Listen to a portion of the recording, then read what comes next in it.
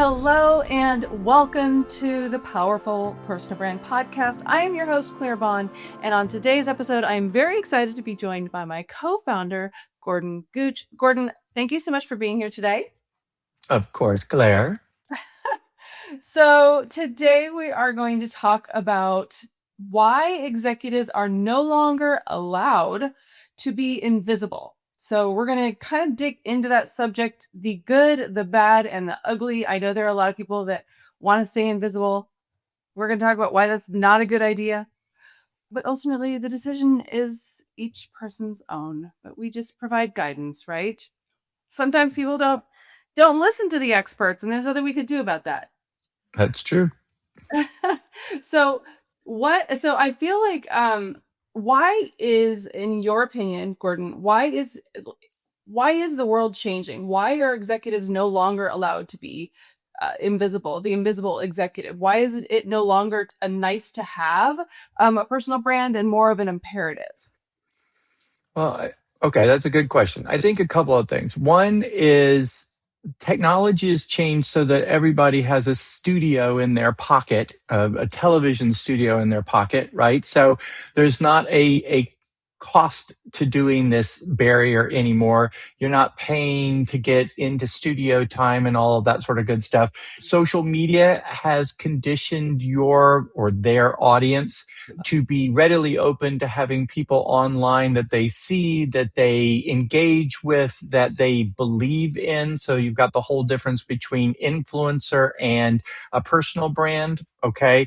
And then, quite frankly, I guess the third piece of it is there's plenty of research that's gone on into the difference between, we'll call them visible CEOs and invisible CEOs. And what is the impact not only on the CEO, but on the company itself, on the impact on hiring and retention of employees, on the reduction in cost of marketing for the company.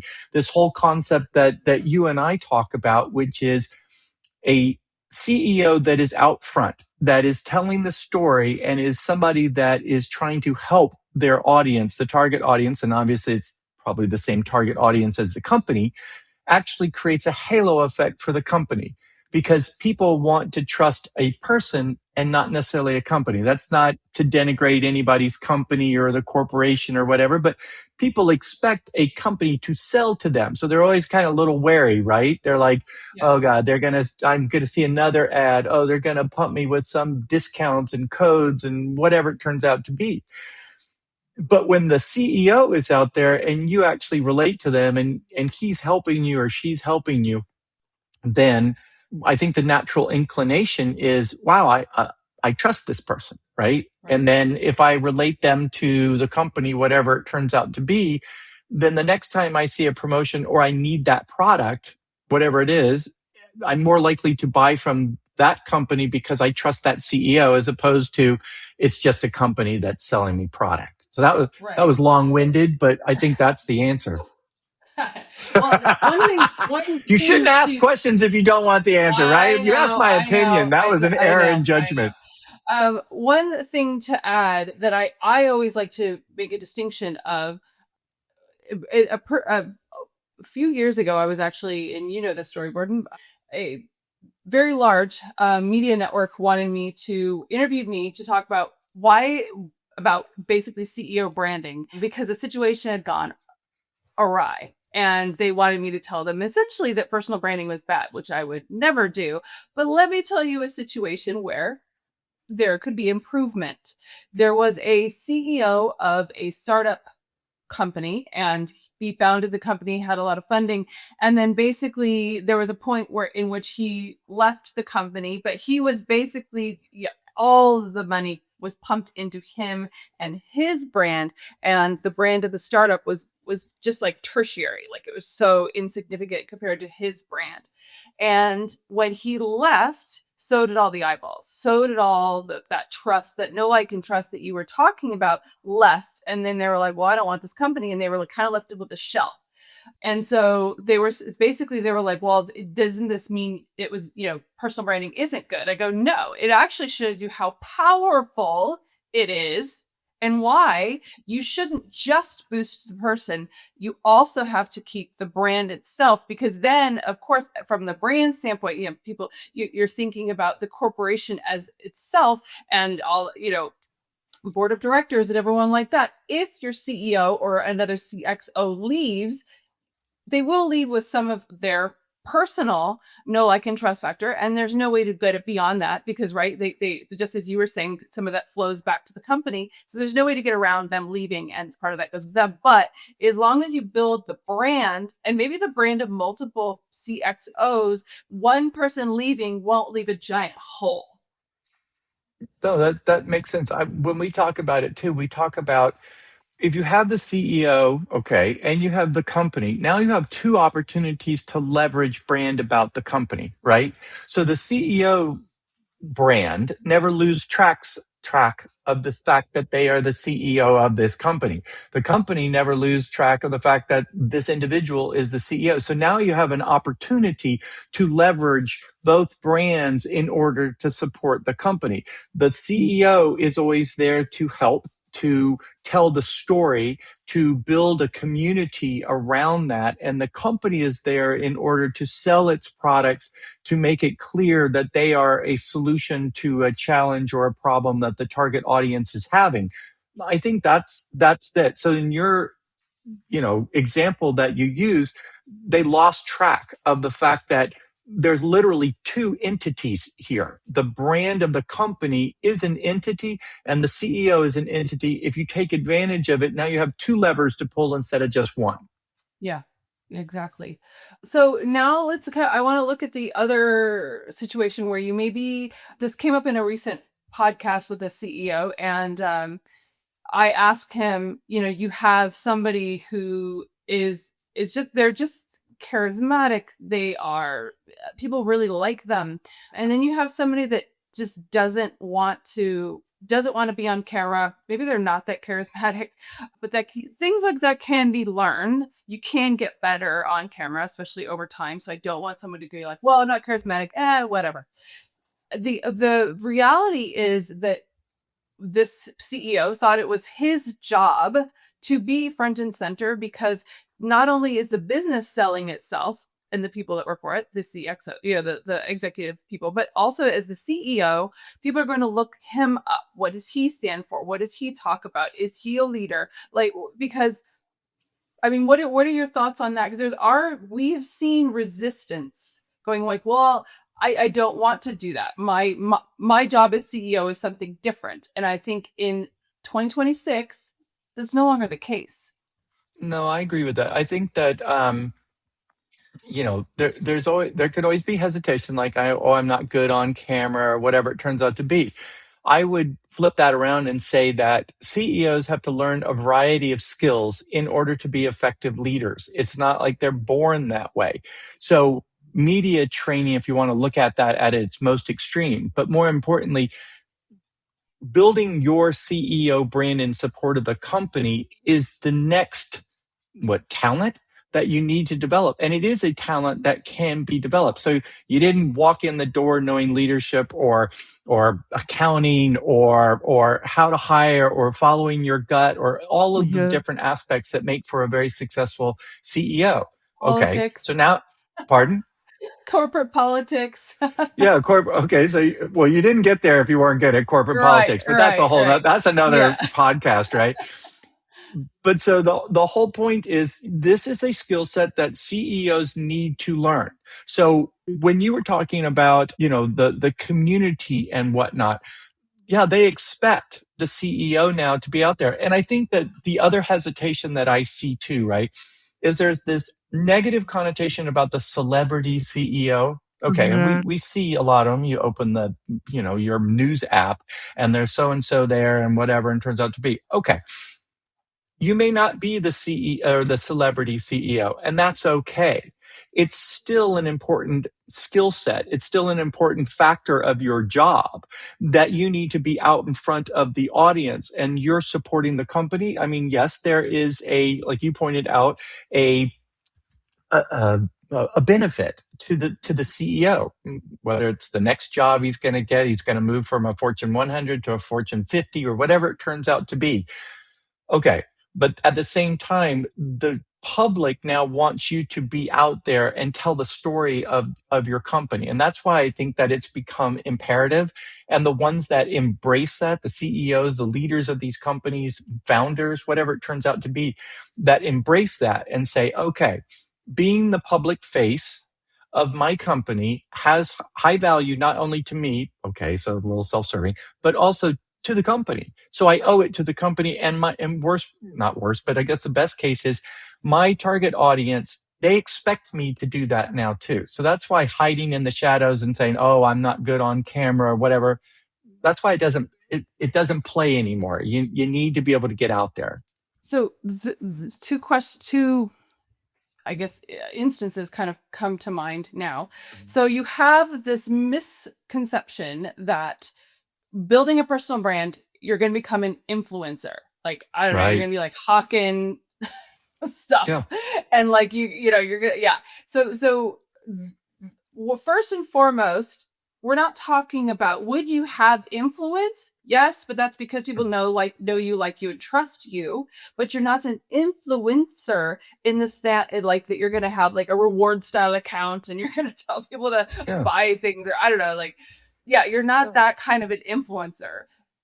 But so there's people that want that. They're like, I want to build my CEO brand so that I am an influencer. I do get free stuff, and I am just adored. And then you have people on the other side, they're going like, I don't want to be an influencer. If it's very pragmatic and business oriented, I'm all about it. But anytime it kind of delves into, showing my personality or talking about personal thoughts or personal, they kind of are like, I don't want to be an influencer. So you have two schools of thought. So Right. I basically, it's kind of two questions. What's your thought on the first one, that where people are like, I want to be an influencer, I want to be famous? Okay, that's a great question. To me, the difference between a personal brand or a CEO brand or executive brand, whatever we want to call it, and an influencer is this. An influencer sells something either through sex appeal or entertainment. I'm selling something. Okay. A personal brand always comes from a position of I am here to help. I'm here to share expertise and experience. And I think that that is the two biggest difference. Now, you are right. There is an ROI to an executive brand. And so influence could be it, not an influencer. So thought leadership, supporting the company, telling the story. Those are important pieces in order to build your personal brand. And also, like, if it's for a company, then yes, so to build up that trust with the company, or basically, what is it, the halo effect you were talking about, right? Mm-hmm. The shared values between the CEO and the company makes people want to transfer that know, like, and trust, that authority and trust of the CEO back to the company, and now they see greater sales and all sorts of fun stuff. Okay, so I think that that to me is the biggest difference, and I know it's nuanced, but I think that if you take a look at building a brand from a position of I'm here to help instead of I'm here to sell or promote or I want to be a celebrity, then that gives you a completely different spin on what you're doing. Right. And I think that that puts you in a different position. Yeah. Well, so I want to tell the story that I remember you telling me about somebody that came to you, and they were like, I just want to be famous so people invite me to fancy dinners across the world or something. You're like, what? No, Yeah, that's not what we do.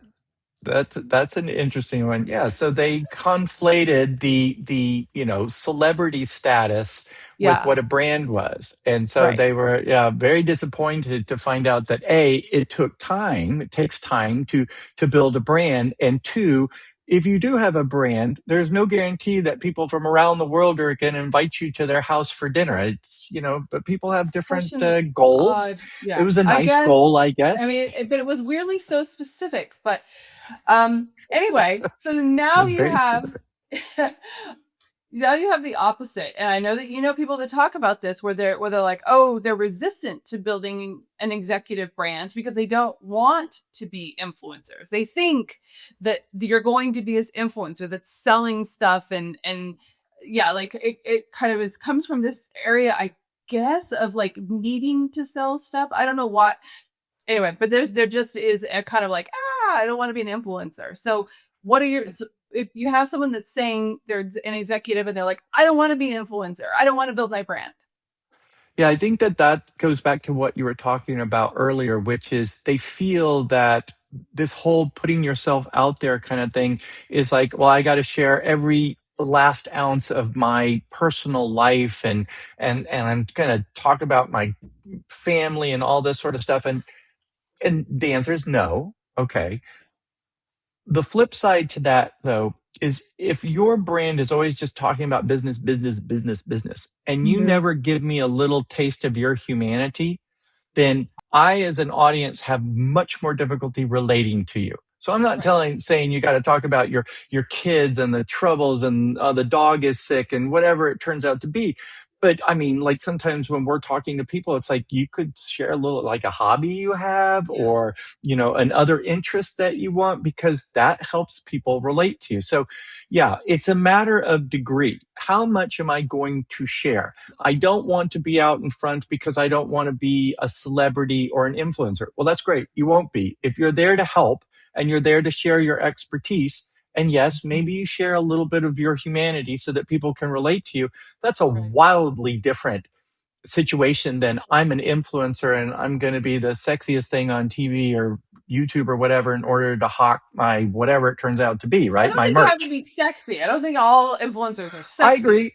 but No, I agree, but I think influencers, the two main ways that if I look at an influencer, they either are selling product through entertainment, I'm funny, interesting, whatever it turns out to be, or the easier one is in certain cases, sex appeal. So, and you don't have to be sexy. I'm not talking like OnlyFans, but I mean, okay, those are the I two think you most can be effective ways. inspirational, aspirational in the Okay. influencer space, but I agree, a personal brand is different than absolutely different than being an influencer, and that is not what we do or would suggest a CEO or executive do, just as you were saying. So the basic gist is they're totally different, and that if you do it based on sharing your knowledge, sharing maybe your backstory, your why, behind the scenes, if you're at a company, things like that. So you can show that, yeah, it's just if you're constantly going like, buy this, buy this, it's really boring. But if you show maybe here are the people that are behind the scenes building this little mouse for you, Yeah. there's like so there's so many aspects of behind the scenes that a CEO could share. I actually saw a post from a CEO and they were talking about how they were named like one of, I don't know who does this award, but it's like they're one of the best companies to work in a given year. And he just was like, yay, us. The yay me post. So instead of, so you post that, okay, well, yay you, right? It's kind of boring. It's not really going to build your brand. Maybe someone's like, well, that was kind of interesting, but not really. So what makes it interesting is you could take the same award, but go back to maybe a story. Like this was what it was like when I started here. No one wanted to work here. I don't know.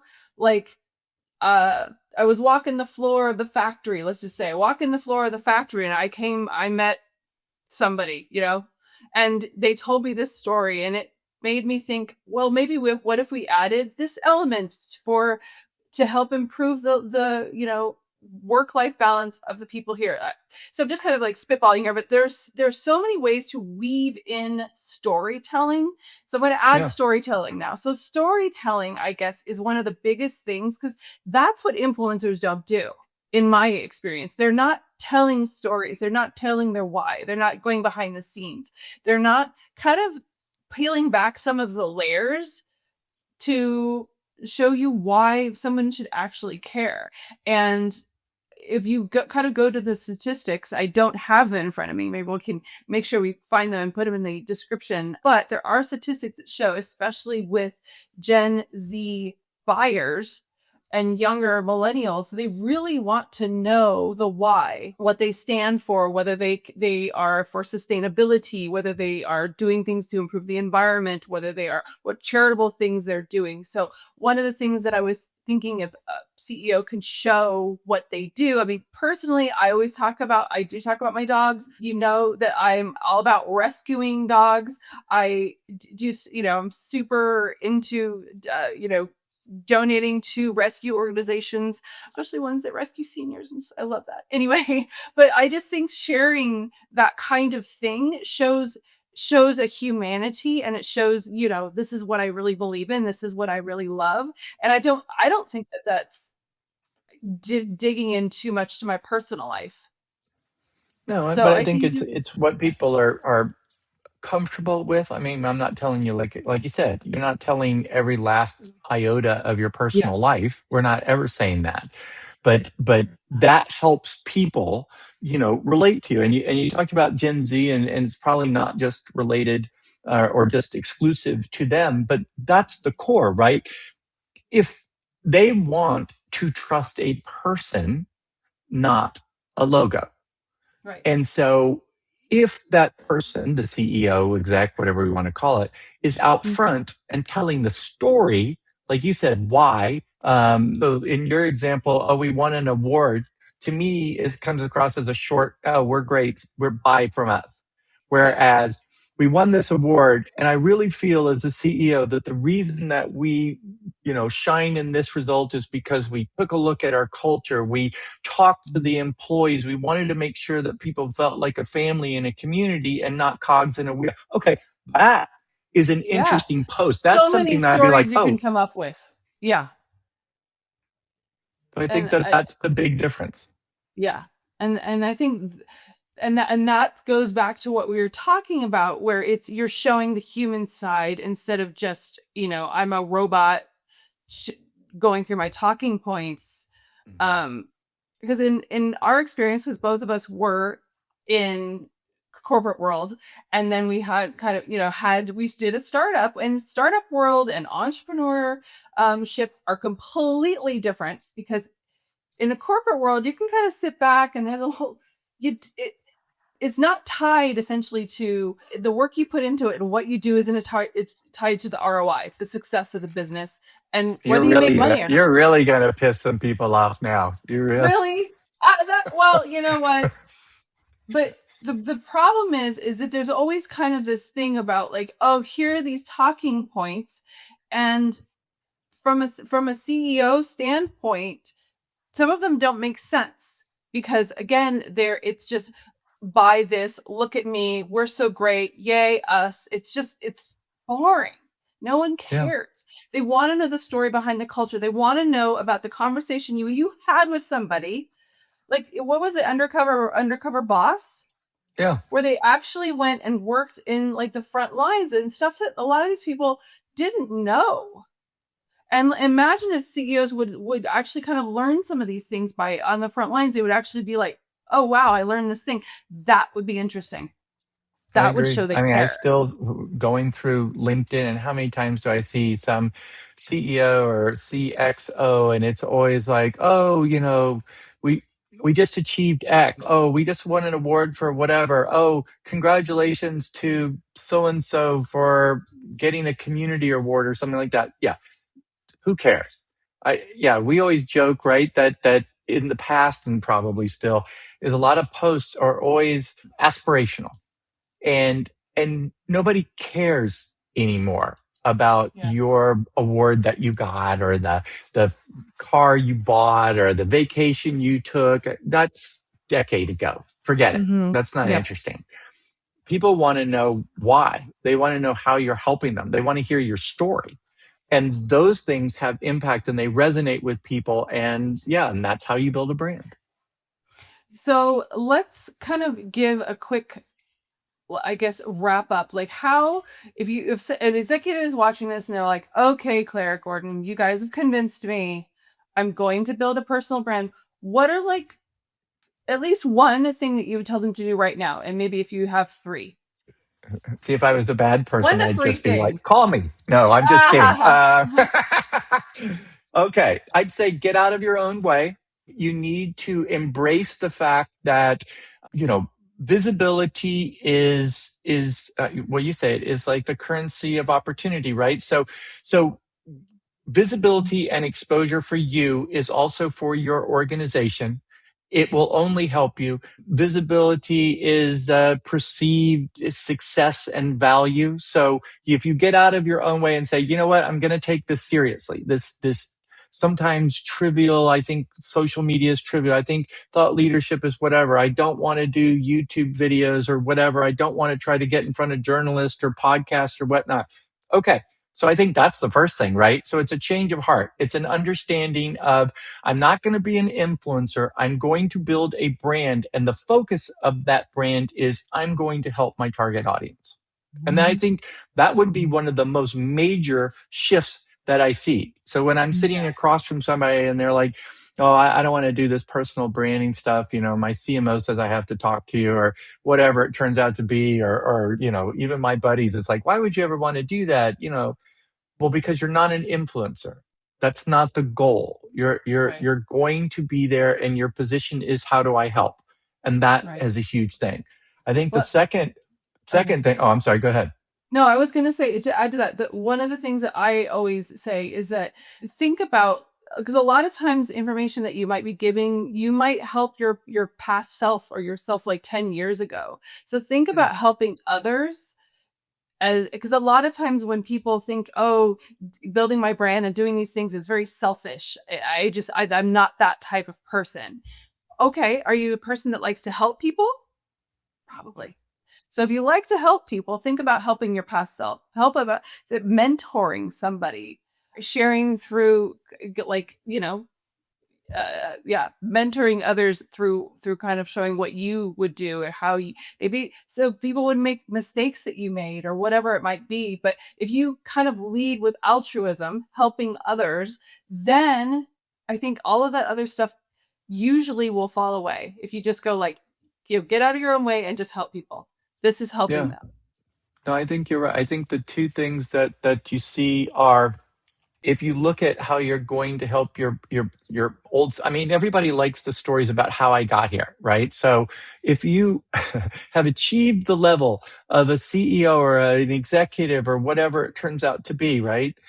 People are very interested in how you got there. People much younger, maybe the guy that's just getting out of college and he sees you on YouTube or a podcast or whatever it turns out to be. And he's like, that's amazing. How did he get there? And then you're telling the story of how you got there with the trials and the tribulations. People are fascinated with that, right? Yeah. And then, like you were talking about, not everything is just sunshine and roses. The other thing that's really interesting is to talk about a challenge or a failure or Mhm. a problem that you had and you know maybe you needed help to solve it, one of those things Yeah. that gives people a lot of inspiration. So I agree with you that you know getting out of your own way can be inspirational to a lot of other people. And you know maybe another way to look at it is if you've achieved this much in your life that you can sit across from a table and then you can say, wow, I have a lot to give. And I'm not going to say you owe it to the world, but maybe you owe it, right? To Right. tell your It'd be a story. nice way to Eh, give back. It's a great way to give back. And the fact that it benefits your company as well as you, that's a twofer, right? Yeah. So I think And I that's think the I answer. kind of stepped on. So there were, did you have two more things that an executive should do today? I mean, I think that's the big one is to get out of the way. I think Okay. that, you know, you want to do a deep dive into how much you're willing to share. I mean, when we talk to people, it's like, I'm not telling you to give every last iota of your personal life, but you want to be able to give some, right? Even if it's just a hobby or whatever that you do, because it helps Yeah. people relate. And then I think if we're talking about CEOs of companies, I think it is, and we see this all the time. The CEO's brand is not an opportunity for the comms or the marketing group to have another venue to sell product. A Right. lot of times they're like, oh, yeah, well, we want to, oh, that's great. CEO is going to have a brand. That's great. Okay, let's talk about this discount that we've got, or we've got a big sale coming up next Yeah. week or something like that. And you're like, no, no, no, no. That's the antithesis of what you want him to do. Yes. And so there's a conflict sometimes in larger corporations between the marketing department and the concept of building the CEO's brand. So sometimes there's individuals, maybe it's not somebody in marketing or in the CMO's office that's going to run the CEO's Mm-hmm. brand. Maybe there's another group that you want to do that, or marketers or whatever it turns out to be. I just don't like it when we get into that situation. And so, yeah, so I guess get out of your own way, give back, because if you've got there, then you probably owe it. Maybe that's a good bad way to look at it. And then, yeah, don't let the CMO, don't let the comms department turn you into another sales mouthpiece. That's Yeah. probably the three things. You don't need that. And I have a 80-20 rule. So 80% of the time you should be giving freely, and then 20% of the time you can ask, whether it's, go check out my video, go check out my blog, sign up for something. Go, we have this new launch. I want to tell you about it. You can go check it out. You can do it, but it's not Yeah. buy this.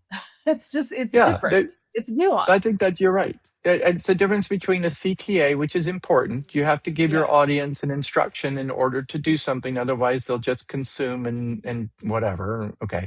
But yeah, you don't sell. There's a big difference between a CTA and a sale. Like you said, Yeah. go watch my video. Go see me on this podcast. I was just interviewed by so and so. Here's a link to go read the article, right? Here's a thought leadership piece, but never, oh, we're having a big discount next week. You guys need to get in there and buy like crazy. Yeah, Yeah, yeah, yeah. okay. Yeah. Exactly. All right. So basically, I think the whole goal of the today's podcast is that if you're an executive and you really you want to continue on that upward trajectory, you want something better in the future, you want more opportunities, you really cannot stay silent anymore. You do need to build a brand. And the ones that do, I mean, we're in this kind of world where AI and other things are taking people's jobs. So the way to be indispensable is to you have such a great brand that you're indispensable. That people want you on their team. They want you on their side. So that's kind of my little takeaway. Do you have any other takeaways? I guess just to build on that a little bit, hidden expertise is an expertise. So Mhm. if you're in the modern world, whatever we want to call it, 2026, whatever, yeah, if you aren't out there sharing your expertise and the world can learn from you, then you may be dispensable. And there's going to Yeah. be somebody else. And we always talk about how it's better to have jobs come and hunt you than you hunt jobs. So Yes. from a purely I'm an executive at a company, yeah, you want to build that brand because that brand is a great defense from AI coming here and just kicking you out the door. Yes. Yes. All right. Well, Gordon, this was a really fun conversation. Thank you so much for being on the show today, Thanks for as having me. my co-host. And I will see you in the next episode. Bye.